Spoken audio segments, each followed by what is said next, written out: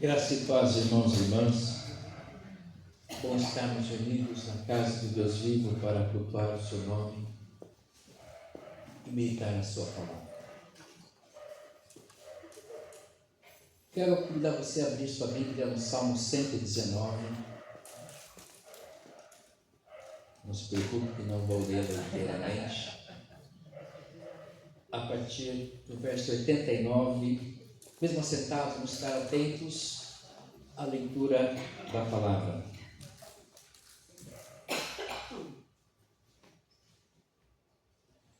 Eu queria aqui agradecer a presença da Beth, minha colega de escola, professora, sua esposa, seu filho, que está aqui conosco hoje, prestando esse culto a Deus com a igreja, continuando abençoando suas vidas.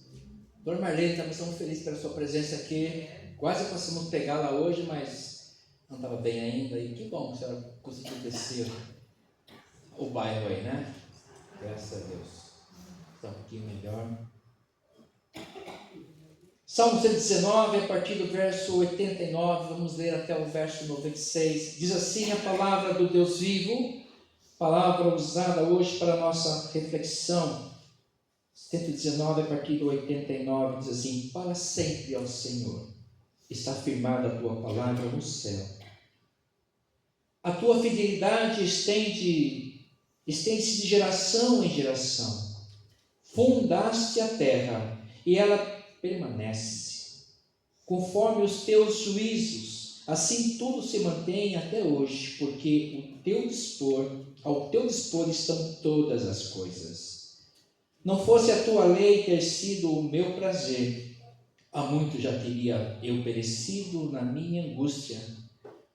Nunca me esquecerei dos teus preceitos, visto que por eles me tens dado vida.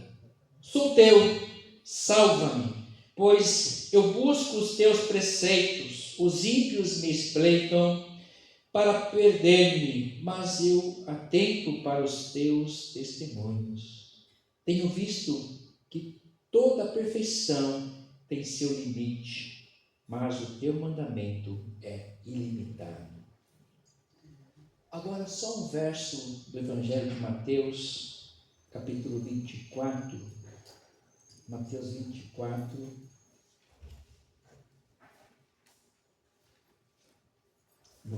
Apenas o verso 35.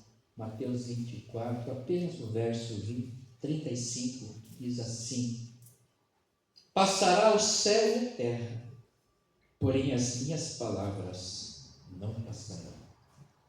Pai querido, quero te agradecer por esta hora bendita, especial, que o Senhor nos reuniu nesse santuário, para juntos aqui prestar-te culto. Oh Deus, aceita-nos na tua presença.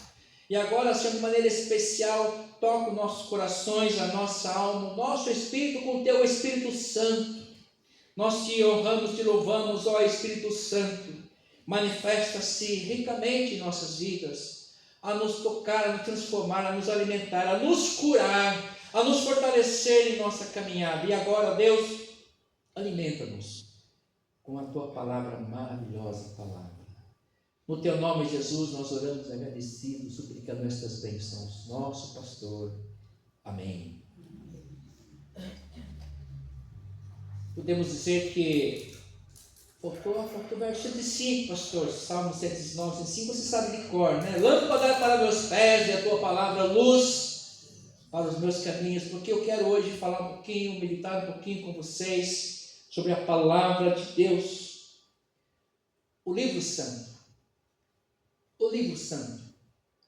São 66 livros, sendo que 39 do Antigo Testamento e 27 do Novo. E essa semana eu ministrando minhas aulas de história, falando sobre o povo hebreu, que faz parte do conteúdo programático da Secretaria de Educação. Temos que passar pela terra, a terra de Canaã, os hebreus, e o Antigo Testamento, onde está registrado essa história. Eu digo para eles que a Bíblia é um livro de história, de geografia, de música, de arte, de tudo que você imaginar. E eu, menininho, falou assim: mas professor, a Bíblia é incompleta. Eu falei: incompleta por quê? É porque... Não, aí ele parou. Eu falei: é completa assim, porque ali tem a história do povo de Deus com o seu povo. A história de um Deus com o seu povo, a história do seu povo com Deus.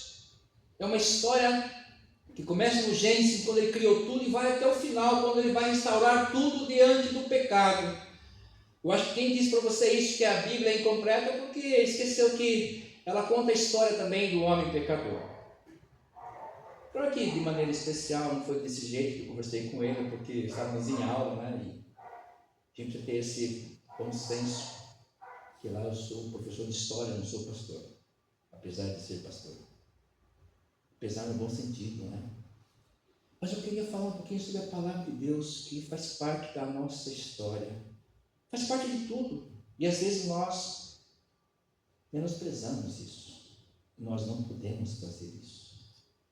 Qual a importância da palavra de Deus para você? Hoje nós temos aqui vários textos.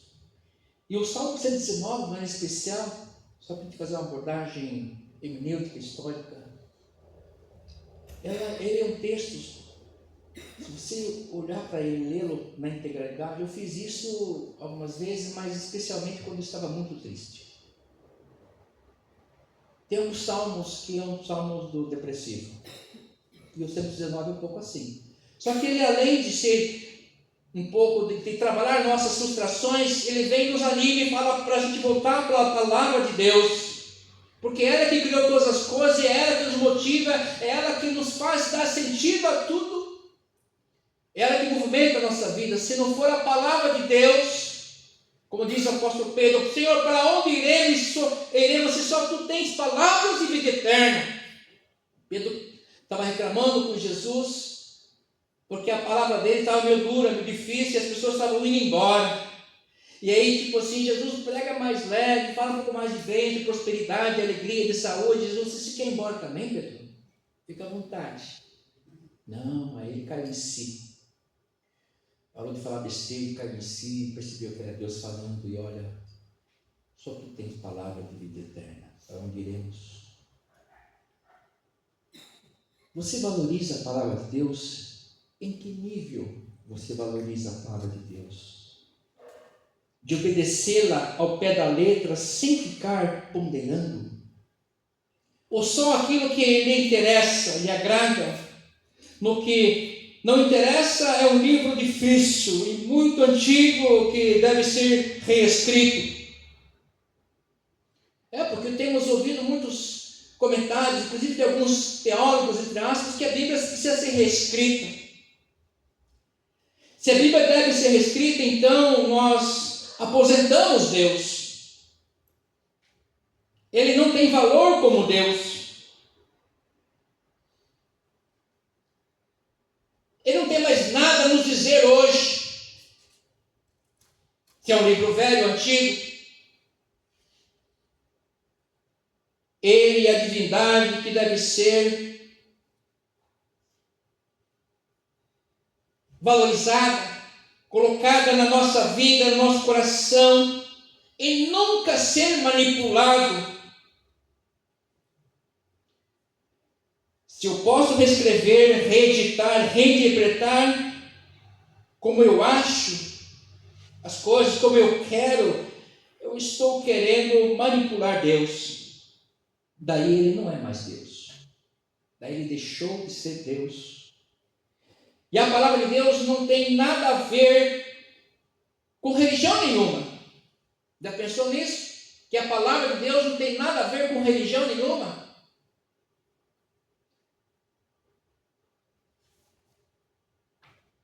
Não tem. Nós precisamos entender que a palavra de Deus é palavra de Deus. Aliás, é um dos mandamentos que está assim, fora de questão hoje, ninguém mais observa, é que não terás o nome do Senhor teu Deus em vão. E nós escutamos muitas besteiras envolvendo o nome do Senhor. Então, de maneira chula, de qualquer maneira, na ironia, em piadinhas, e esquecemos que é um mandamento. E nesse aspecto, o povo de Israel, no trato com Deus, ele tem várias denominações para usar o nome de Deus. Yahvé, Elohim, Jeová, Nissim, etc. Porque em cada situação é um Deus que vai agir. Eles têm um mandamento no coração. Aliás, os mandamentos têm que estar no nosso coração. Aliás, o povo judeu, em suas casas, tem lá a plaquinha mezuzá, que é um tabletezinho, uma caixinha, onde tem enroladinho dentro daquele óculosinho, os 10 mandamentos. E eles vão entrar na casa e passam o dedo lá e dá um beijo. É o respeito à palavra de Deus. E nós precisamos entender que a palavra de Deus não é para ser discutida. Ela pode ser interpretada? Pode, para nós entendermos. Foi o ponto X de Martinho Lutero, quando uma das primeiras coisas que ele faz é interpretar a Bíblia do latim para o povo alemão, o seu povo. Porque ele achava, ele sabia que a palavra de Deus tem que ser entendida e lida, porque foi a palavra de Deus que o libertara. Foi a palavra de Deus que o tocara e o transformou, que o salvou. É a palavra de Deus que nos transforma a nossa vida e nos coloca diante de um Deus que tudo faz por a sua palavra. E que fala assim, lá no comecinho, haja luz, e houve luz, e aí o mundo começou a ser criado. Então a palavra de Deus vem e ilumina, é lâmpada para nossos pés. Se não for a palavra de Deus, nós vamos estar andando em lugares terríveis, lugares tenebrosos. Você com certeza já ouviu a frase diante de alguns textos bíblicos que a Bíblia de Deus, a palavra fala assim, mas eu acho assim. A Bíblia fala assim, mas eu penso desse jeito. Já ouviu isso? Não acho bem assim. Somos nós querendo interpretar aquilo que a palavra de Deus diz com muita propriedade. Eu penso assim. Acho que a pergunta tem que ser diferente. O que Deus acha disso? O que Deus pensa sobre isso? A palavra de Deus não tem nada a ver com religião. Você sabe disso? As religiões é que se baseiam nela. Aliás, já disse, sabe que a Bíblia, ela é a mãe das heresias. E a gente começa a ver a postura dos religiosos, especialmente no tempo de Jesus, e a gente percebe que essa não é verdade. As pessoas estão longe do que Deus está falando. Elas conhecem, têm na sua mente, cognitivamente sabe o que o texto está falando, mas não tem vida. O mundo religioso, os religiosos, as classes sociais religiosas, a elite do tempo de Jesus, quase todas, se não todas, estavam longe, estavam perdidas servindo a Beelzebub. Conheciam as Escrituras Sagradas. Mas quando eles falam assim, olha, você curou Jesus, esse cego e mudo, mas com o poder de Beelzebub. Estavam rejeitando o Espírito Santo de Deus. E pecado contra o Espírito Santo de Deus não tem perdão, é para sempre. E aí eu fico pensando assim, me dá um frio na alma, e a gente não pecar contra o Espírito Santo. E a gente ouve as besteiras, as piadinhas, as conotações com o nome santo do Deus vivo, e as pessoas fazem isso com muita tranquilidade, e eu fico assim, Deus, me ajude. Me livre para que eu não peque contra ti. Como orou José do Egito. Não quero pecar contra ti. No entanto, em primeiro lugar, queridos, no que precisamos focar é que Deus é Deus e não muda. Hebreus 13:8, o Senhor é mesmo ontem, hoje e o será para sempre. Ele não mudou. Nós é que mudamos as nossas concepções lineares, as nossas concepções históricas, o nosso pensamento, as nossas necessidades, às vezes querem ditar as nossas regras de vida e o nosso futuro. O Senhor nunca mudou. Nós precisamos mudar. Sua palavra está cada vez mais presente e atual, pois são profecias que tratam da humanidade em relação ao nosso mundo. As palavras de Deus são proféticas para o nosso tempo, para o nosso hoje e para com o mundo, os nossos relacionamentos. O relacionamento com o nosso próximo passa pelo poder da palavra. O nosso relacionamento com tudo, com a natureza inclusive, são as profecias de Deus. E como diz Mateus 24, 25, tudo passará, o mundo passará, mas as minhas palavras não passarão. Então temos que ficar grudados nessa palavra e nelas observarmos tudo o que vivemos, vivenciamos, o que pensamos e o que esperamos. E aí o Senhor fala assim lá no Salmo 37, 5, entrega teu caminho ao Senhor, confia nele, e o mais, o que é o mais? É tudo, ele fará. Então se apegue nessa palavra, não largue dela, nem para a direita, nem para a esquerda, fica firme no seu caminho, independentemente do seu caminhar.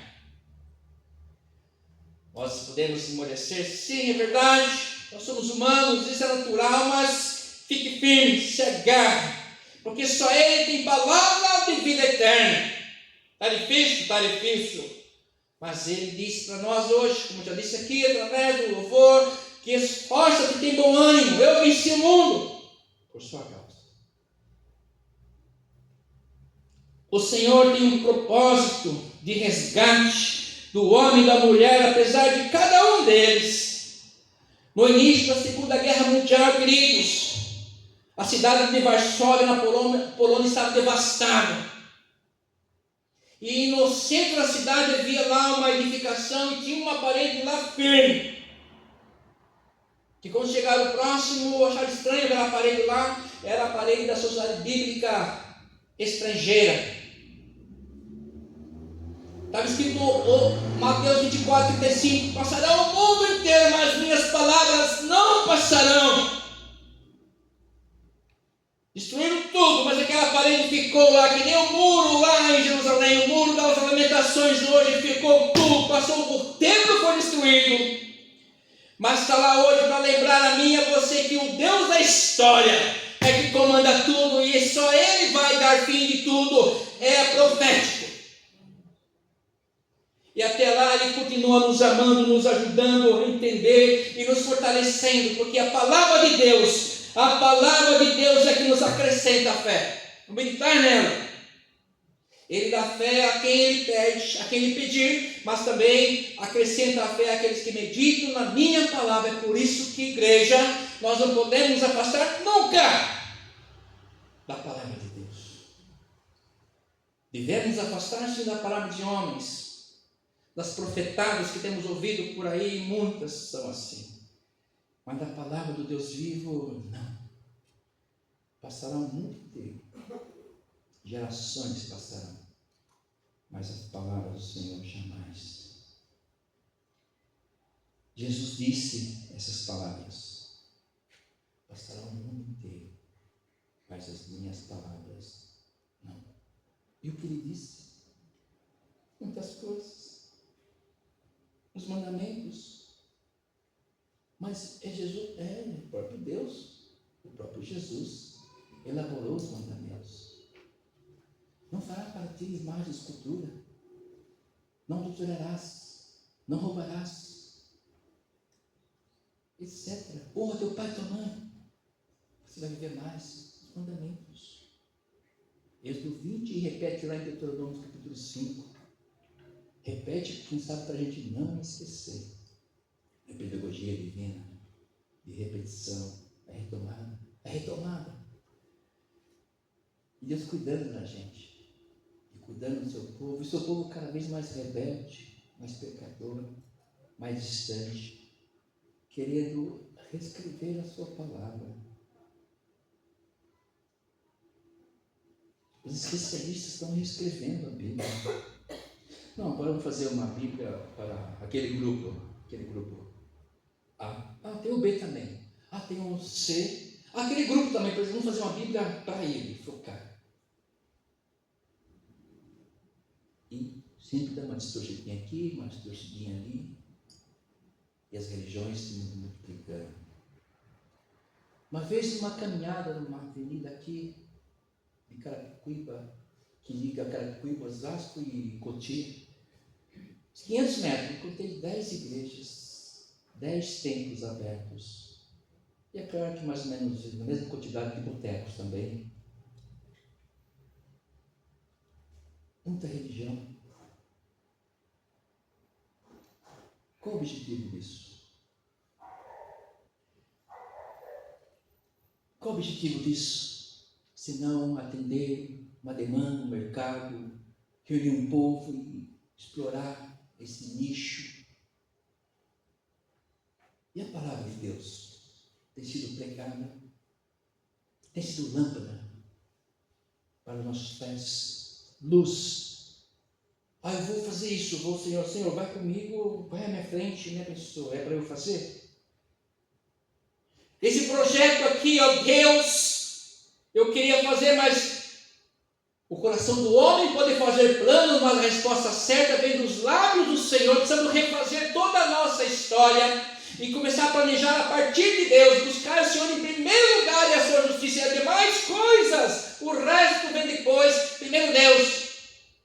E Ele está insistindo com a gente, mas a gente quer fazer o projeto e ainda voltar assim, empurrar. Deus, o Senhor tem que aprovar isso, assina aqui para mim. É o ser humano.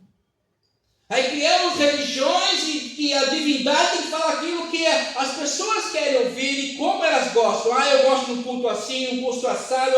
É o seu desejo. Como é que Deus quer ser adorado? Já pensamos nisso? Como é que Deus quer ser adorado? Se é com hino, com louvor, com bateria, com só piano, como é que Deus quer ser adorado? Isso é tudo... não é essencial, é acidente. O que Ele quer é um coração adorando Ele. Até hoje Ele procura verdadeiros adoradores que o façam em espírito e em verdade. O Senhor não criou religiões, nós criamos. Ele quer um coração puro no seu altar. Livre das mandingas, das pressões. Porque nós estamos encurralando Deus. Ele tem que fazer o que eu quero. Ele tem que me abençoar desse jeito.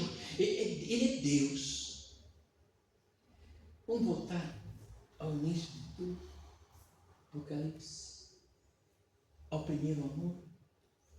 Quando tudo começa, que é lindo, maravilhoso. O primeiro amor foi maravilhoso. Porque a vida se esvai ali. Prazer, alegria, felicidade. Quando a gente desvia o olhar do primeiro amor, as coisas começam a acontecer de maneira diferente.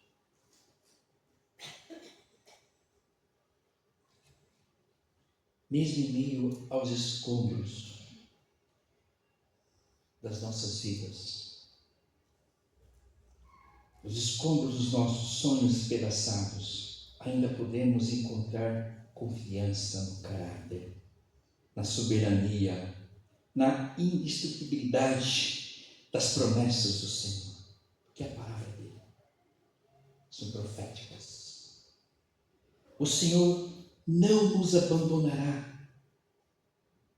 Hoje aqui a nossa irmã Doracina leu aqui o Salmo 27, Davi falando: olha, pode minha mãe, meu pai se esquecer de mim, mas o Senhor não se esquece. Ele está nos ajudando, nos abençoando ao órfão, à viúva, a todos nós, ao doente, ao faminto, ao triste, ao depressivo, a todos nós. Eu não esqueço de você.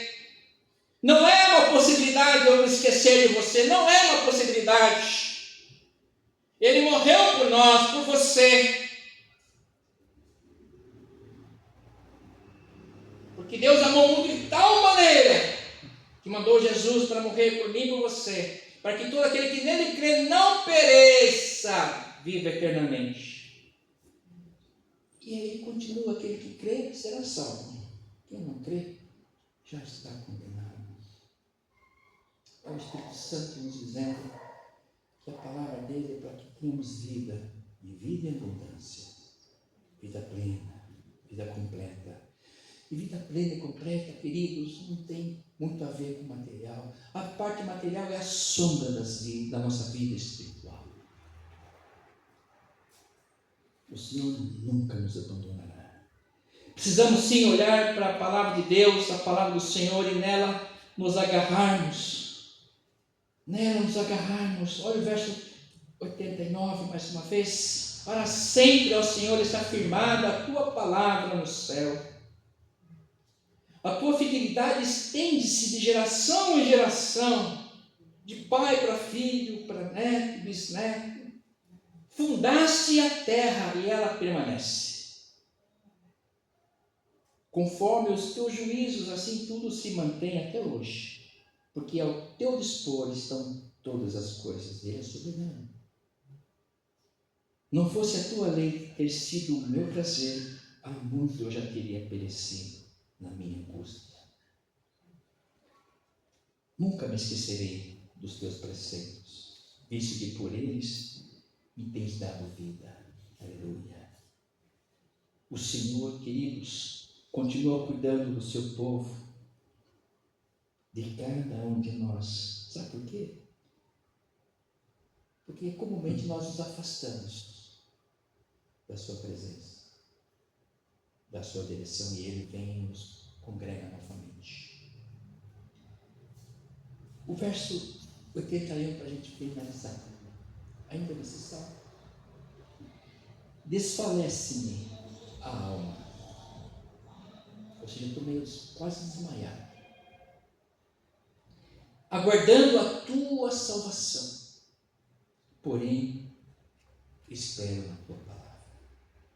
Oh Deus, a tua palavra, que é profecia para cada um de nós, de vida, a palavra que é vida, que é luz,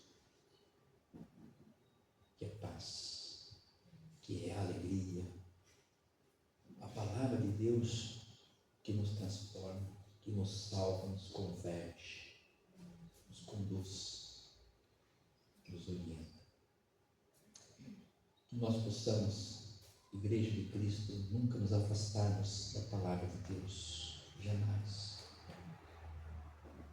Que nela meditemos dia e noite,